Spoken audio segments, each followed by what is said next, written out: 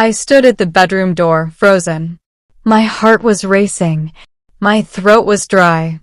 I had only come home to surprise my mom for her birthday, but instead, I saw something that shattered my entire world. He didn't see me, but I saw everything. My stepdad, my mother's husband, was in bed with someone else. Not just anyone. It was my best friend. And in that moment, my life split in two, the girl I was before and the woman I became after. It was a quiet Thursday morning in late September. The sun was just rising when my plane touched down. I was tired but excited. I hadn't been home in 6 months, and I couldn't wait to see my mom's face when I walked through the front door. It was her birthday. I didn't call ahead. I wanted it to be a surprise. I had flowers in one hand and my suitcase in the other. The car ride from the airport felt long, but all I could think about was the look on her face. The tears. The hugs. Maybe even breakfast together, like old times. When I pulled into the driveway, everything looked the same. The red roses by the mailbox. The little wind chime near the front door that always rang too loud when it was windy. That house held my childhood, my secrets, and all the memories I had of family. I smiled, took a deep breath, and walked in. The front door was unlocked.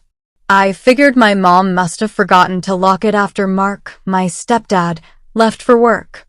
He always left early. But when I stepped inside, something felt off. It was too quiet. No smell of coffee. No sound from the TV. No movement at all. "Mom?" I called out. No answer. Maybe she was still asleep. I dropped my bag near the stairs and slowly walked up, careful not to make too much noise. I figured I'd surprise her with the flowers and a hug. But when I reached the top of the stairs, I heard something I wasn't expecting. A soft moan. My heart stopped. It came from the master bedroom, her bedroom.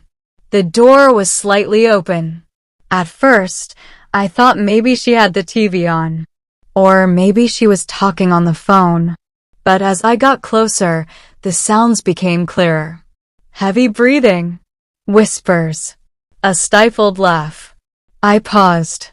Then, without thinking, I pushed the door open a little more, and my world crashed. There he was. Mark. My stepdad.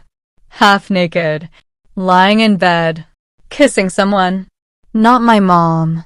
Kayla. My best friend. She was on top of him. Her hands around his neck. Her mouth against his. Her body covered in nothing but a sheet.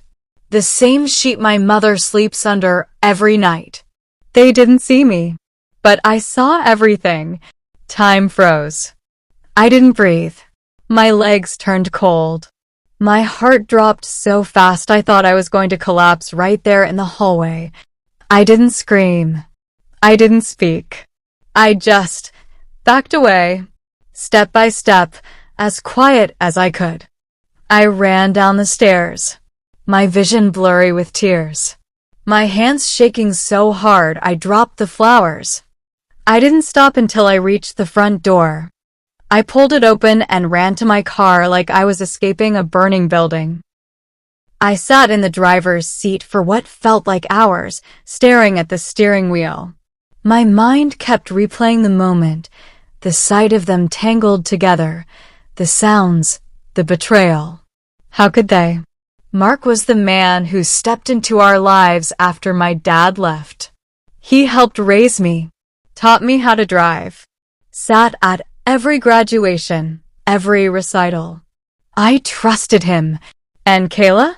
She was my sister in every way but blood. We shared everything. Sleepovers, secrets, late-night phone calls. She knew how much my mom meant to me. She knew what this family meant. And still, she did that. In my mother's bed, with my stepdad. I couldn't breathe, couldn't cry. I just sat there, trapped in a nightmare I couldn't wake up from. And the worst part? I had no idea what to do next. I didn't go back into the house. I couldn't. Not after what I saw. I drove to the parking lot of a nearby supermarket and sat there with the engine off. My phone buzzed a few times, messages from Kayla and my mom, but I didn't open them. I couldn't face either of them. My heart felt like it was carrying a weight I couldn't drop. I wanted to scream, to cry, to tell someone, but all I did was sit there, frozen. When the sun began to set, I checked into a cheap motel 5 miles away. I texted my mom a lie. Hey, surprise plans changed. I'll be home tomorrow instead. She replied instantly with a heart emoji and, I was hoping to see you today. I love you. I stared at the message. My throat tightened. I wanted to tell her the truth right then.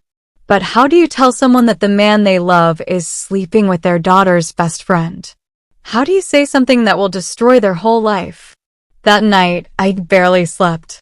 I kept seeing it all over again. The way Kayla laughed softly. The way Mark held her. Like they were used to it. Like it wasn't the first time. It made me sick. I thought of all the times Kayla visited my house. All the sleepovers. The beach trips. The Christmas dinners. My mom always said, Kayla's part of the family. I wondered when it started. While I was away at college, during one of my school breaks? Had she planned it? Or had he? And worst of all, did my mom know? Was she pretending? Choosing not to see what was right in front of her?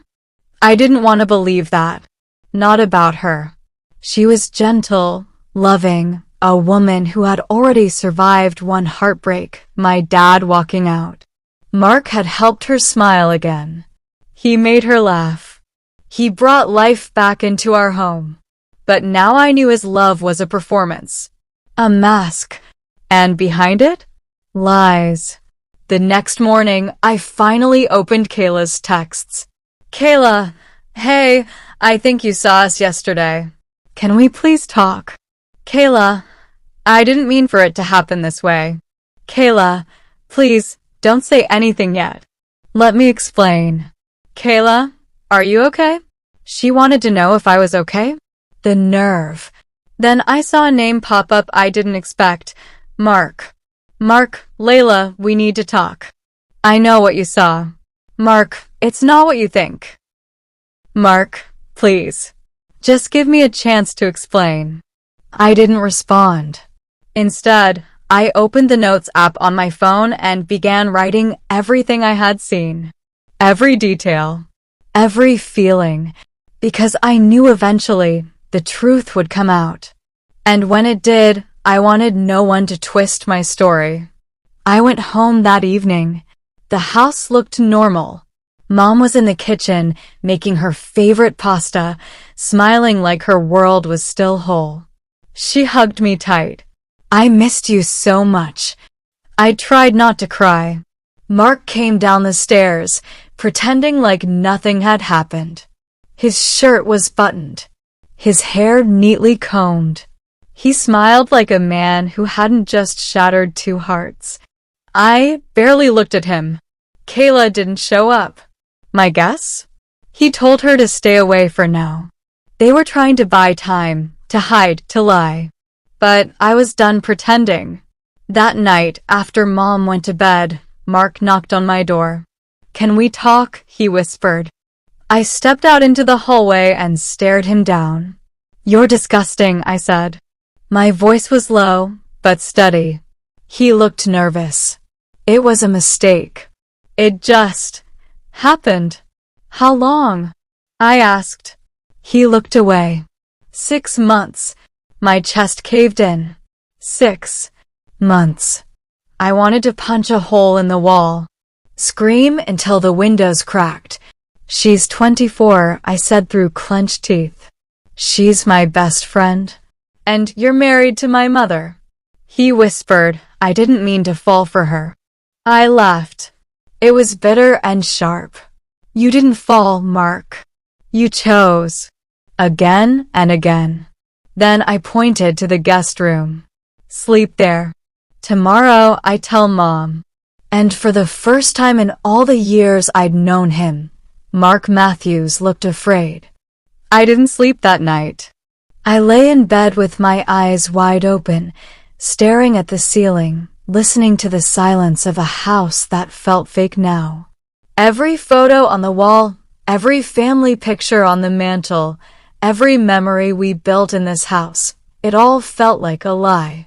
In the morning, I sat at the kitchen table waiting for my mom to come downstairs. She was humming as she walked in, still in her robe, her hair a little messy from sleep. She looked peaceful, happy, like someone who thought her life was whole. She kissed my forehead. You okay, baby? You've been so quiet. I nodded slowly. Then I said, can we talk? She looked at me, confused. Of course. I took a deep breath.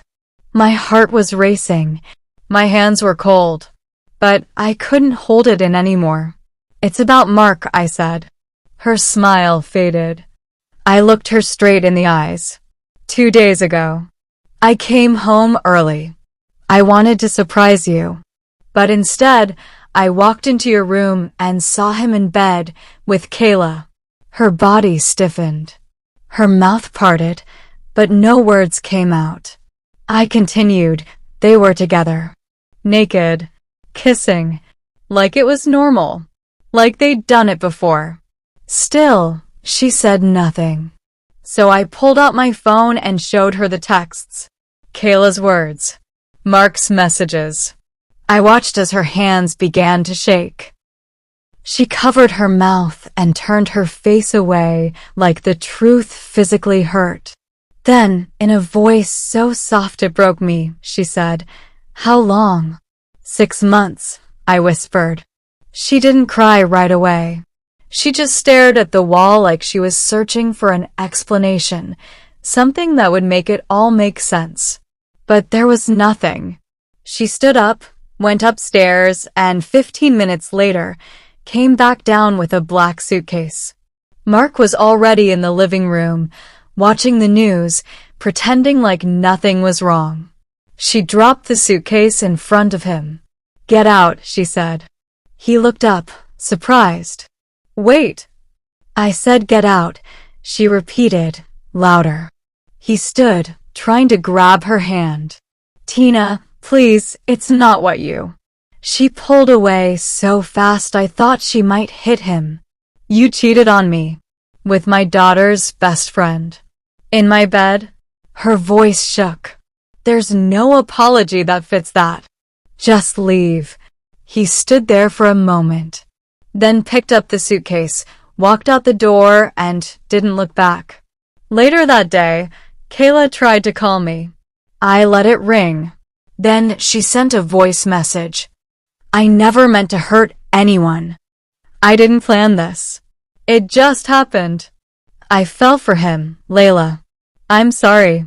I deleted it. There are some things you don't come back from." That night, I sat beside my mom on the couch. We didn't say much. She held my hand. Her eyes were red. Mine too. But there was a strange peace in the silence. A strength. We had survived something that tried to destroy us. And even though trust had been shattered, love remained between us. Weeks passed. Mark moved out of town. Kayla vanished from my life. Mom started therapy. I did too. It wasn't easy. Some mornings were heavy. Some nights were quiet in a painful way. But we kept showing up for each other. And slowly we healed. I've learned something. Betrayal doesn't just break your heart, it breaks your view of the world. But truth? Truth sets fire to the lies and clears a path for something real. That day, I chose truth. Even though it hurt. Even though it changed everything. And I would choose it again. Because in the end, I couldn't believe what my stepdad did. But I'm proud of what I did after. I told the truth. I protected my mother. And I walked away from people who never deserved my loyalty in the first place.